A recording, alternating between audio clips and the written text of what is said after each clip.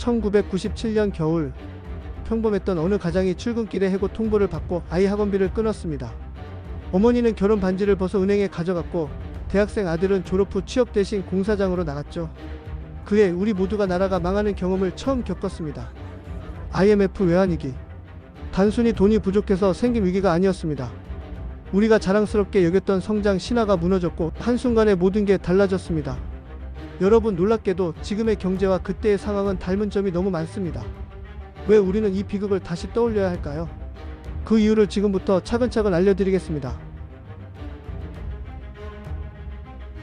1990년대 중반, 대한민국은 눈부신 성장의 절정에 있었습니다. 88 올림픽을 성공적으로 치렀고, 한강의 기적이라 불릴 만큼 고도 성장을 이어가며 세계가 주목하는 신흥 경제국이 되었죠. 전국의 아파트가 우후죽순 들어서고, 대기업들은 해외로 진출하며 글로벌 브랜드로 성장했고, 대학 졸업장만 있으면 직장은 따놓은 당상이라는 인식도 강했습니다. 그 시절 우리는 정말 잘 나간다고 믿었습니다. 선진국도 머지않았다. 하지만 겉보기와 달리 한국 경제의 내부는 서서히 균열이 생기고 있었습니다. 재벌들은 서로 경쟁하듯 무리하게 외자를 끌어와 덩치를 키웠고, 은행은 부실한 기업에도 쉽게 돈을 빌려주었습니다. 당시 정부도 정권 말기의 정치적 부담 때문에 경제의 구조적 위험을 애써 외면했죠. 외환 보유고는 점점 바닥을 향해 가고 있었고, 단기 외채는 폭발 직전이었습니다. 그 누구도 위기의 징후를 진지하게 말하지 않았고, 오히려 한국 경제는 튼튼하다는 말만 반복됐습니다. 하지만 세계 경제는 변하고 있었고, 위기의 불씨는 이미 옆 나라 태국에서 피어오르고 있었습니다. 그것이 곧 한국을 덮칠 거대한 경제적 쓰나미가 될 줄은 아무도 몰랐습니다. 1997년 7월, 태국이 국가부도의 문턱에 서며 외환위기의 도화선에 불이 붙었습니다.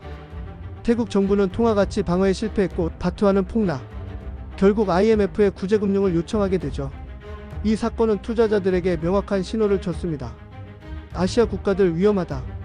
돈 빼자. 그 불씨는 도미노처럼 아시아 전역으로 번졌습니다. 인도네시아, 말레이시아, 필리핀의 화폐가 연달아 붕괴되었고, 해외 자본은 대대적인 이탈을 시작했습니다. 그 불안의 화살은 곧 한국을 향하게 됩니다. 당시 한국은 수출 중심의 고성장 기조에 있었지만, 그 기반은 과도한 외채와 재벌 중심의 부실 경영이었습니다. 외국 투자자들은 한국 기업들의 구조적 취약성을 간파했고, 채권과 주식을 매도하기 시작했죠. 외환시장에서 달러 수요가 폭증했고, 원화 가치는 끝없이 추락했습니다. 정부는 초기 대응에 실패했습니다. 한국은 태국과 다르다. 우리 경제는 기초 체력이 튼튼하다는 낙관론을 펼쳤지만, 이미 시장은 등을 돌리고 있었습니다. 부도 위기에 몰린 대기업들이 연달아 쓰러지기 시작했고, 결국 은행들도 함께 흔들렸습니다. 11월 정부가 발표한 외환 보유액은 불과 39억 달러. 며칠치 수입도 감당 못할 수준이었고, 외국에 갚아야 할 단기 외채는 그 10배가 넘었습니다. 1997년 12월 3일, 대한민국은 IMF에 공식적으로 구제금융을 요청하게 됩니다. 나라가 무너졌다는 말이 결코 비유가 아니었던 순간이었죠. IMF의 구제금융은 단순한 돈의 문제가 아니었습니다. 그 대가는 혹독했고, 경제주권이라는 말이 현실이 되는 순간이었죠. IMF는 한국 정부에 철저한 구조조정을 요구했습니다. 수십 년간 이어온 재벌 중심 경제, 금융 허술함, 노동시장 경직성을 뜯어고치라는 명령이었습니다. 그 결과 기업은 대대적인 구조조정에 들어갔고, 평생 직장이라는 개념은 역사 속으로 사라졌습니다. 정리해고라는 단어가 뉴스에 매일 등장했고, 하루아침에 일자리를 잃은 사람들이 거리로 나섰습니다. 수십 년 일하던 회사에서 빈 박스 하나 들고 퇴근하는 아버지들의 모습은 수많은 가정의 일상이 되었습니다. 은행과 보험사 등 금융기관도 대거 퇴출되거나 합병되었고, 자산은 정리됐습니다. 금리는 하늘 높이 치솟아 대출 상환에 허덕이는 사람들이 속출했으며, 자영업자들은 줄줄이 문을 닫았습니다. 서민 경제는 말 그대로 얼어붙었습니다.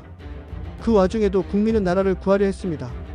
IMF 이후 전국적으로 금 모으기 운동이 펼쳐졌고, 결혼 반지와 돌 반지를 들고 줄 서는 국민들의 모습이 이어졌죠. 무려 200여 톤 약 22억 달러 규모의 금이 모였습니다. 전 세계가 놀랐고, 이 운동은 대한민국 국민의 저력을 보여주는 상징이 되었습니다.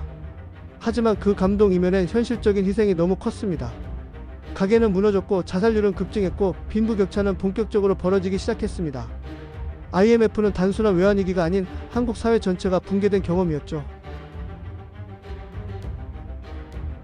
IMF의 겨울은 길고 추웠지만 한국은 무너지지 않았습니다.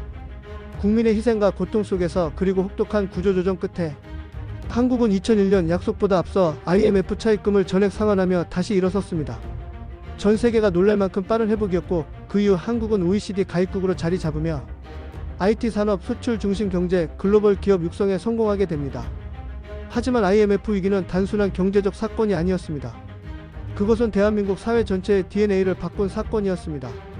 안정된 직장의 개념은 무너졌고, 가족을 부양하던 가장의 상징은 흔들렸으며, 서민과 중산층은 더는 이전의 삶을 되찾기 어려워졌죠.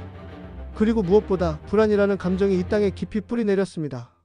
그렇다면 지금은 안전할까요? 2024년 현재 한국은 세계에서 손꼽히는 외환 보유고를 보유하고 있습니다. 금융 시스템도 훨씬 투명하고 글로벌 규제 기준에 맞춰 관리되고 있죠. 하지만 다른 위기가 우리를 노리고 있습니다. 가계부채는 GDP의 100%를 넘어섰고, 부동산 거품 고금리, 고령화라는 시한폭탄들이 눈앞에 놓여 있습니다. 우리가 IMF 때보다 시스템적으로는 나아졌지만 위기의 본질은 과신과 탐욕, 그리고 무관심에서 비롯된다는 사실은 변하지 않았습니다. 그날을 기억하지 않는다면 같은 비극은 다른 이름으로 다시 찾아올 수 있습니다. 지금 우리가 서 있는 이 자리, 과연 얼마나 단단할까요? 1997년 IMF 외환위기는 단순한 경제 실패가 아니라 우리가 가진 믿음의 붕괴, 안전함에 대한 환상, 그리고 체계에 대한 의존이 무너졌던 경험이었습니다. 그리고 그때 무너졌던 것은 단순히 통장 속 숫자가 아니라 가족의 일상, 아버지의 자존심, 청년의 꿈이었습니다. 지금 우리는 분명 그 시절보다 더 많은 제도와 정보를 갖추고 있습니다. 정부는 IMF 당시의 교훈을 바탕으로 외환 보유고를 늘렸고, 금융 시스템도 국제 기준에 맞게 강화되었습니다. 그러나 세상은 늘 새로운 모습으로 위기를 들고 찾아옵니다.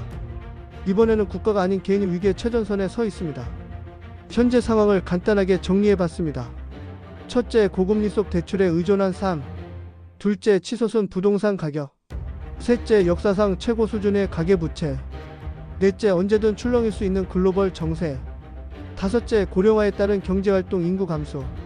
IMF 직전과 같은 듯 다른 상황입니다. 이런 상황에서 우리가 해야 할 일은 거창하지 않습니다. 위기 이전에 준비하는 것. 무리한 대출을 줄이고 지출 구조를 점검하고, 현금 흐름을 확보하며 고정비 중심의 삶에서 유연한 자산 운용으로 전환하고, 투자보다는 지속 가능한 생존 전략에 집중해야 합니다. 그리고 가장 중요한 건 설마 그런 일이 또 일어날까? 라는 착각에서 벗어나는 것입니다. 1997년에도 그랬고 2008년에도 코로나 때도 그랬습니다. 위기는 예고 없이 오고 대다수는 그것이 위기인지조차 인식하지 못한 채 무너졌습니다. 여러분, 그 시절을 직접 겪었던 분이라면 이제 자녀에게 말해주세요. 그리고 그 시절을 몰랐던 분이라면 지금의 숫자 뒤에 어떤 고통이 있었는지를 기억해주세요. 우리는 같은 비극을 반복하지 않을 권리가 있습니다. 하지만 그 권리는 기억하고 준비한 사람에게만 주어집니다. IMF는 끝난 과거가 아니라 지금을 비추는 거울입니다. 위기를 피할 수는 없지만 대비하는 사람은 무너지지 않습니다. 더 좋은 영상으로 돌아오겠습니다. 구독, 좋아요 눌러주세요.